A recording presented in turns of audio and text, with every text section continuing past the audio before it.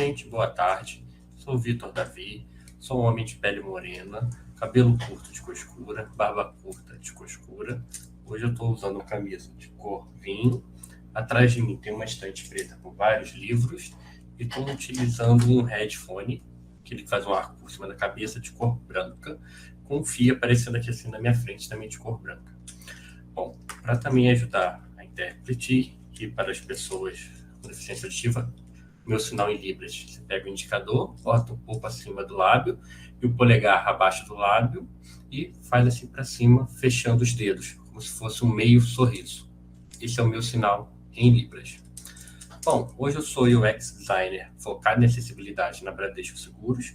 Sou fundador da comunidade Jovens UX UI, comunidade focada em ajudar pessoas a entrarem na área de UX UI. E hoje eu vou estar falando aqui, como o Álvaro comentou, sobre testes de usabilidade com pessoas com deficiência visual. E até para poder começar esse papo, dar um contexto melhor, né, é sempre bom ressaltar que pessoas com deficiência visual elas acabam experimentando as interfaces de uma forma diferente do que as pessoas videntes. Tá? Então, muitas vezes essas informações, ou todas as vezes essas informações, são transmitidas de uma maneira diferente, elas são transmitidas de uma forma que elas vão estar ouvindo essas informações. Então, é muito importante, como teve na palestra anterior sobre a descrição de imagem, esse conteúdo está sempre feito de uma forma correta. Um outro ponto, não se preocupem que os slides vão ter muito texto. Como eles serão disponibilizados, a ideia foi deixar essa quantidade de texto para facilitar vocês consultarem depois. Mas, no geral, eu vou estar falando tudo, vou estar comentando tudo. E é sempre importante dizer que o design acessível ele está previsto em lei, a LBI, que é a Lei Brasileira de Inclusão, né? O que é muito importante para permitir que todas as pessoas possam utilizar os produtos, sem excluir ninguém. E a LBI, ela diz que é obrigatório páginas da web mantidas ou com sede no Brasil ou representação comercial sejam acessíveis conforme as práticas e diretrizes de acessibilidade adotadas internacionalmente. E nisso, né, o principal objetivo do design acessível é ajudar as pessoas. Né? Quando o designer quer garantir que sua interface seja utilizável para pessoas que usam leitores de tela, lupas, tecnologias assistivas no geral, acaba trazendo um público muito maior, agregando mais pessoas dentro do produto e ajudando também mais pessoas. E até por isso eu trago aqui o dado da Pesquisa Nacional de Saúde de 2019, que cerca de 17,3 milhões de pessoas acima de 2 anos possuem algum tipo de deficiência. Então, dessas pessoas, 6,5% possuem algum tipo de deficiência motora, 3,4% visual e 1,1% deficiência auditiva. E esse número de 17,3 milhões de pessoas, a gente consegue fazer um comparativo que ele é maior que a população de todo o estado do Rio de Janeiro, ou maior do que a população da Síria. Ou seja, estamos falando de uma população que é o estado do Rio de Janeiro, ou maior do que quase de um país. E focando em pessoas com deficiência visual, é o que vai estar guiando esse papo, né?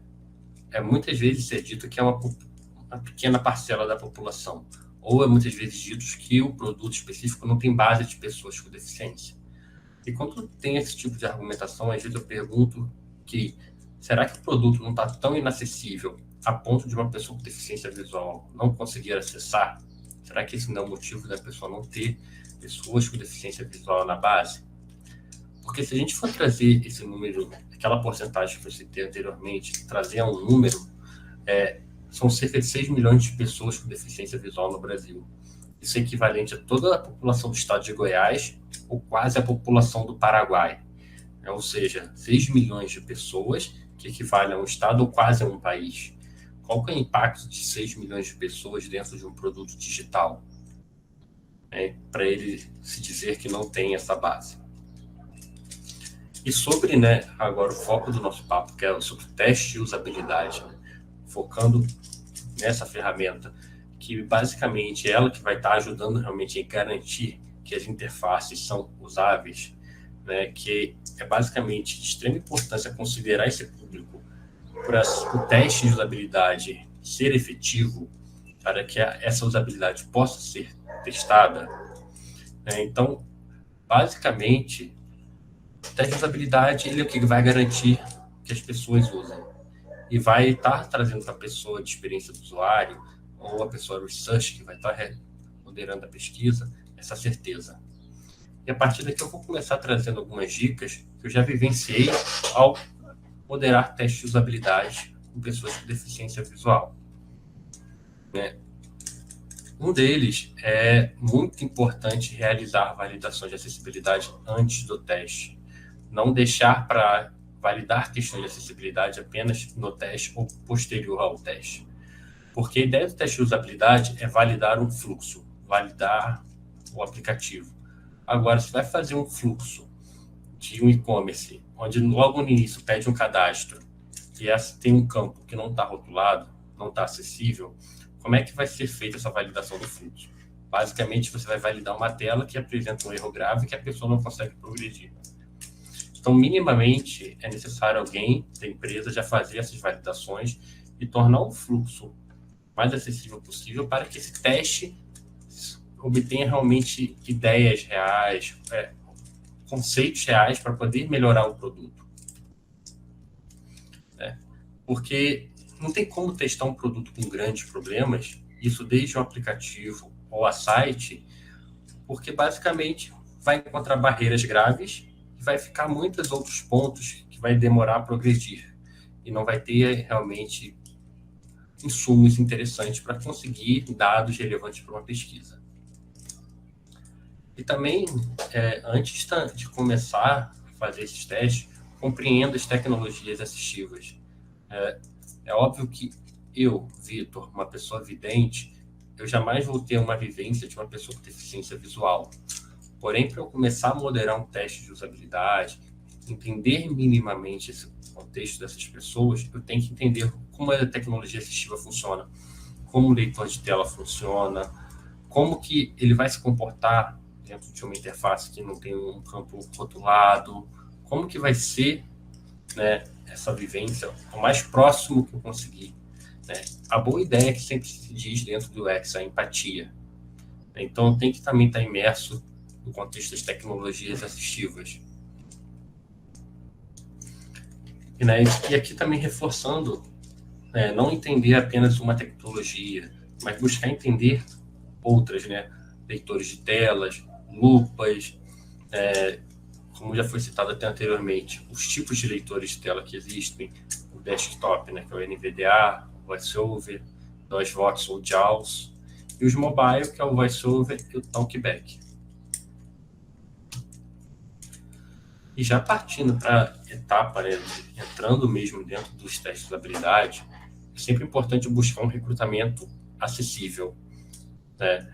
Então, justamente nessa contato inicial, já fazer uma triagem dos participantes, entender o grau da deficiência, mas também entender as tecnologias que as pessoas utilizam.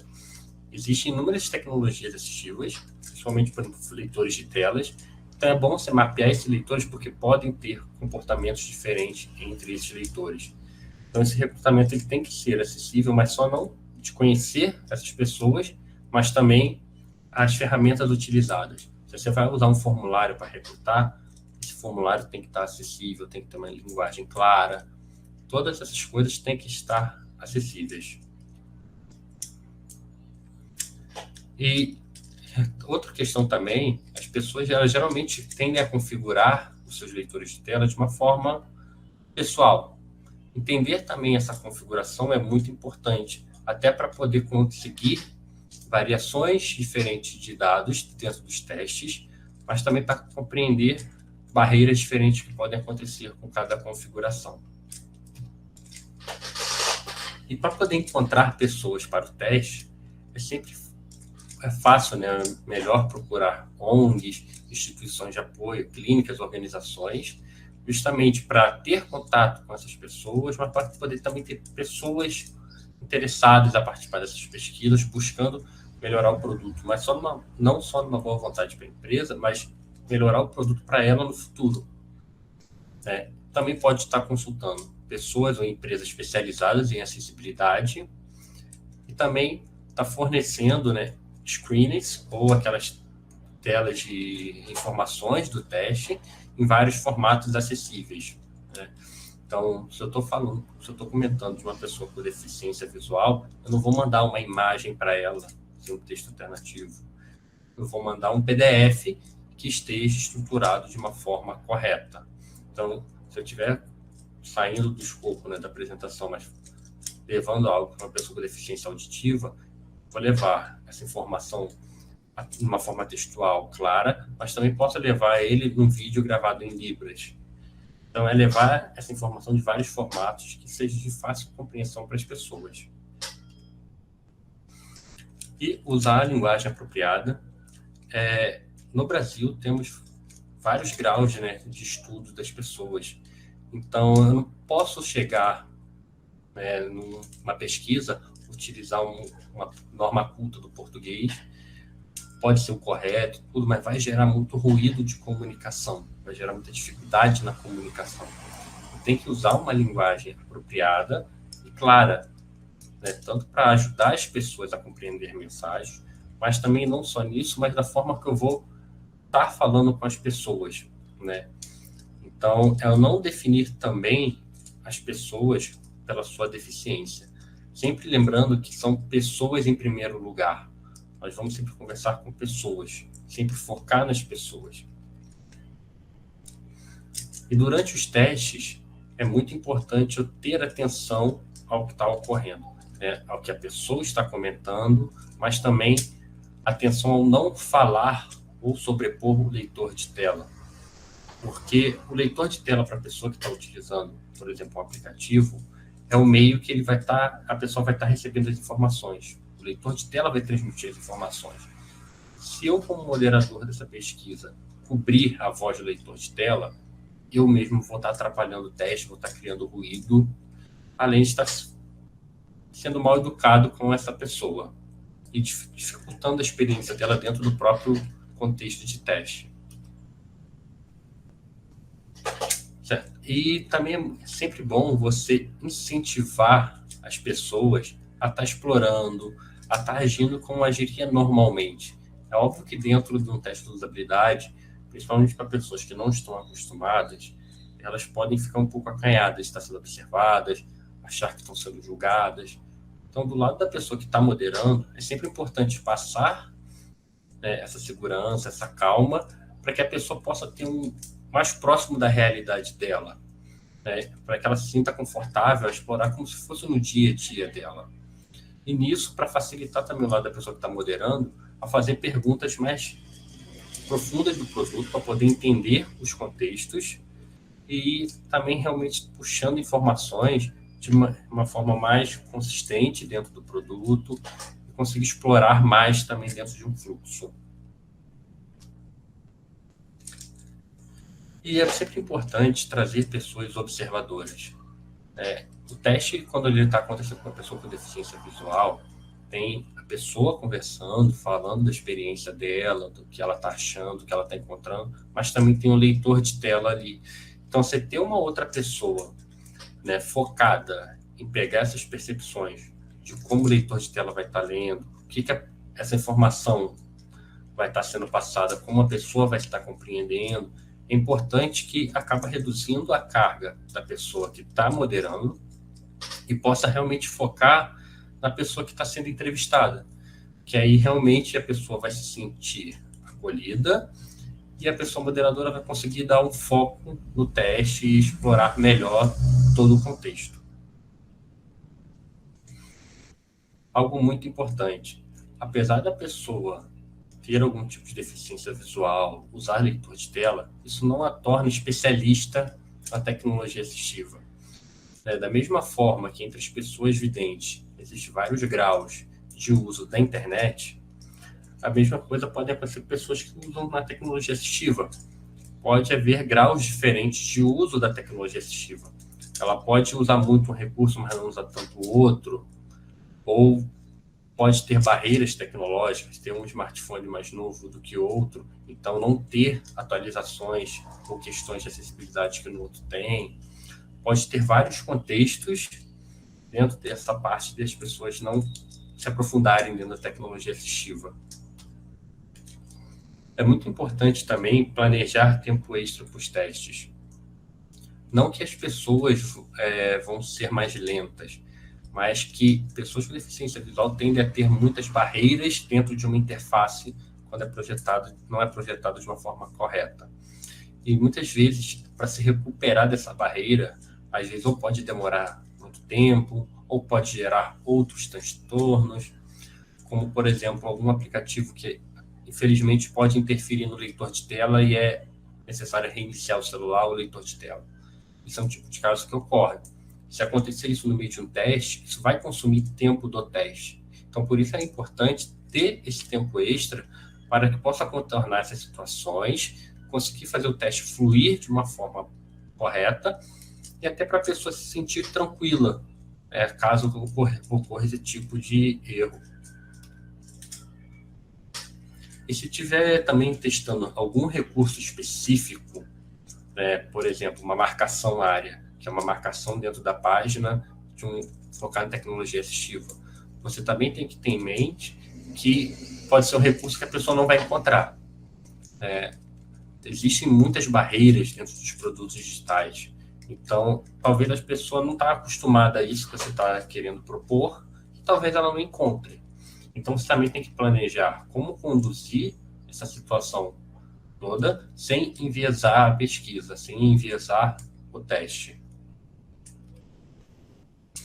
E algo muito importante também de se entender é que pessoas com deficiência visual, elas tendem a criar um mapa mental do produto que elas estão utilizando de uma forma assim esplêndida. Elas conseguem entender de uma forma bem fácil o caminho que elas fazem ou estão acostumadas a fazer. E isso é uma oportunidade de aprender a como estruturar realmente o conteúdo do site das páginas de uma forma correta. Porque essas pessoas elas não vão ver. Isso é óbvio, mas nem sempre as pessoas entendem isso. Então, se você entender como é essa estruturação, como que essas pessoas vão estar mentalizando esse conteúdo, essas estruturas, você consegue fazer uma proposta de interface muito assertiva e muito melhor também para todas as pessoas. Algumas dicas também extras, né? É muito importante você se apresentar, fazer sua descrição, explicar também o que pode ocorrer, outras participantes da sala, ações que podem ocorrer dentro da sala, porque a pessoa ela pode não conhecer a sua voz, então ela começar a te associar a uma pessoa, associar o seu nome, associar a sua descrição, já começa também a dar para essa pessoa uma ligação, um conforto, né? E também identificar para essas pessoas que podem ter outras pessoas ou sonhos, porque por mais que muitas vezes nós, pessoas videntes, utilizando uma ferramenta, não tenha nenhum tipo de notificação em áudio, mas para uma pessoa que está utilizando leitor de tela, pode ter. Então é sempre importante você deixar claro que vai ter outras pessoas entrando numa sala virtual, também deixar claro para essas pessoas para não saírem, porque isso tudo também vai avisar no leitor de tela da pessoa e pode atrapalhar o teste. Também outra observação, descrever as configurações também para as pessoas, as informações, é muito importante, até para poder evitar problemas ou ruídos dentro do teste.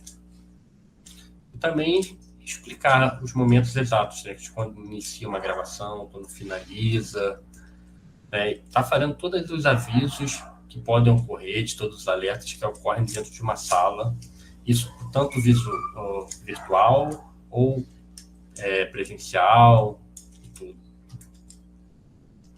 E por último, mas não menos importante, a remuneração. Boas partes dos testes de usabilidade, eles tendem a ter algum tipo de remuneração para as pessoas participantes. Só que essa remuneração, ela também tem que ser acessível. Não faz sentido eu buscar a pessoa com teste de acessibilidade e dar uma remuneração X, aonde a pessoa tem que ir num local físico para comprar algo e nesse local físico ela vai ser destratada. Ou vai dar voucher num saldo virtual X, mas o aplicativo não é acessível. Então, essas opções de remuneração elas têm que ser acessíveis, e a melhor prática é também dar opções para a pessoa escolher.